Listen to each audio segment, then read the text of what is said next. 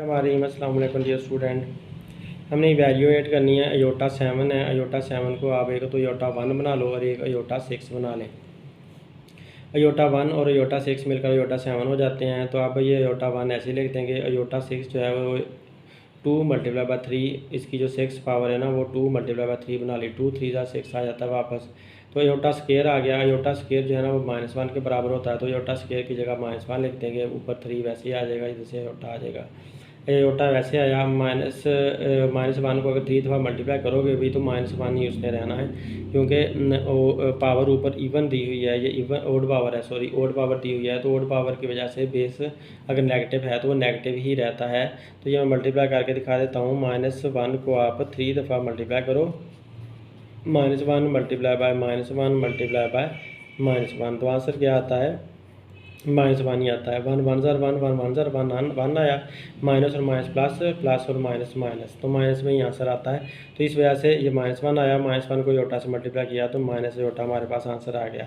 अब इसका दूसरा पार्ट देखो। तो इसमें अयोटा 50 दिया हुआ है। तो अयोटा 50 का एक हमने अयोटा स्केयर बना लिया है, 25 बना लिया। 25 को 25 तो 2 को 25 से मल्टीप्लाई करें तो 50 आ जाता है। तो अयोटा स्केयर -1 होता है, 25 आ गया। अब क्योंकि पावर फिर से ओड आ गई है तो ओड पावर की वजह से जो -1 बेस है उसने माइनस ही रहना है, माइनस में ही उसने आंसर देना है। आप -1 को 25 दफ़ा मल्टीप्लाई करके देख लें तो -1 ही आंसर आएगा। तो लिहाजा -1 इसका आंसर आया। -1 की पावर 25 का आंसर -1 आया। तो यूँ हमारा सम सॉल्व हो गया। अब नेक्स्ट सम देखें। अयोटा 12 है। अयोटा की पावर 12 है तो ये इसका अयोटा स्केयर और मल्टीप्लाई बाय 6 आ जाएगा। तो अयोटा स्केयर -1 होता है, ऊपर पावर 6 ही रहेगी। 6 जो है ना इवन पावर है, तो इवन पावर जो है वो बेस को प्लस में बदल देती है। तो लिहाजा -1 की जाए +1 हमारा आंसर आएगा। तो लिहाजा इसकी जगह पर हमने अयोटा -1 की पावर 6 +1 हमें आंसर दे देती है।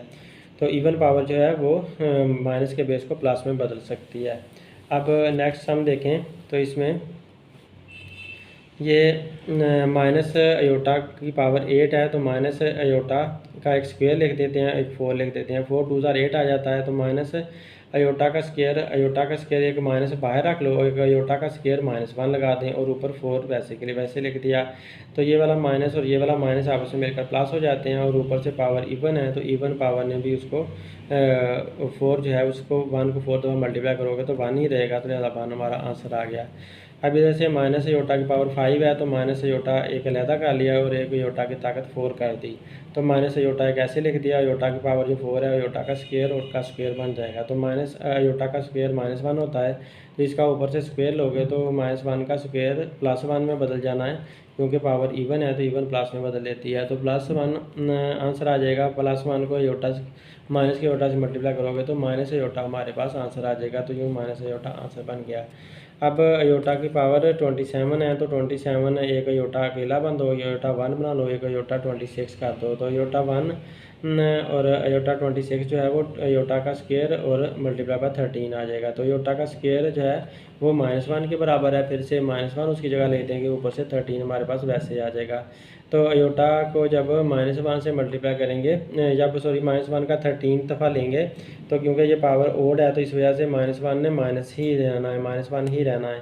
तो -1 को अयोटा से मल्टीप्लाई किया तो माइनस अयोटा हमारे पास आंसर आ गया। तो यूँ हमारा ये सम भी सॉल्व हो गया। Write the conjugate of the following number. ये जो नंबर है उनके कॉन्जुगेट निकालने हैं। Conjugate is obtained by reversing the sign of the iota part. जो अयोटा पार्ट होता है ना, इमेजिनरी पार्ट, उसके साइन को रिवर्स कर देना होता है, उलट कर देना होता है। अगर प्लस का है तो माइनस बना दें, अगर माइनस का है तो प्लस बना दें, तो उससे आप कॉन्जुगेट हासिल कर सकते हैं। अब यहाँ पर 2 + 3 अयोटा है। तो ये जो अयोटा वाला हिस्सा है 3 अयोटा, ये इसका साइन प्लस का है तो इसको माइनस का साइन बना देंगे तो ये कॉन्जुगेट बन जाएगा। इसी तरह ये 3 - 5 अयोटा है। तो अयोटा 5 अयोटा वाले का साइन माइनस का है तो इसको प्लस का बना दो तो ये प्लस का आंसर आ जाएगा। तो 3 + 5 अयोटा इसका कॉन्जुगेट बन जाएगा। तो ये माइनस अयोटा है तो इसे प्लस अयोटा कर देंगे तो इसका कॉन्जुगेट निकल आएगा। जबकि इधर से आप देखो तो माइनस का 3 प्लस का 4 अयोटा है तो प्लस का 4 अयोटा माइनस का 4 अयोटा बन जाएगा। तो ये कॉन्जुगेट बन जाएगा। अब माइनस अयोटा है तो माइनस अयोटा प्लस अयोटा लिख देंगे तो -4 साथ ऐसे ही आ जाएगा। तो ये कॉन्जुगेट आ गया। अब यहाँ पर प्लस अयोटा -3 है तो प्लस अयोटा माइनस अयोटा बन जाएगा और -3 ऐसे ही रहेगा। तो ये हमारा कॉन्जुगेट आ जाएगा। अब नेक्स्ट हम देखें कि ये कहता है कि right the real and imaginary part of the following. इनके आपने रियल और इमेजनरी पार्ट अलग-अलग करके दिखाने हैं। तो 1 प्लस अयोटा है, 1 प्लस अयोटा में ये 1 जो है वो रियल जी का मतलब है इंटीजर, तो रियल इंटीजर 1 आता है और इमेजिनरी इंटीजर यहाँ पर 1 अयोटा है, तो इसलिए ये भी 1 आएगा। तो यहाँ पर रियल इंटीजर अगले पार्ट में रियल इंटीजर जो है वो 3 आता है, जबकि जो -5 अयोटा है तो इसके साथ जो 5 अयोटा है, जो 5 लगा हुआ है वो इमेजिनरी इंटीजर है। इमेजिनरी इंटीजर -5 आ जाएगा ऊपर से। तो लिहाजा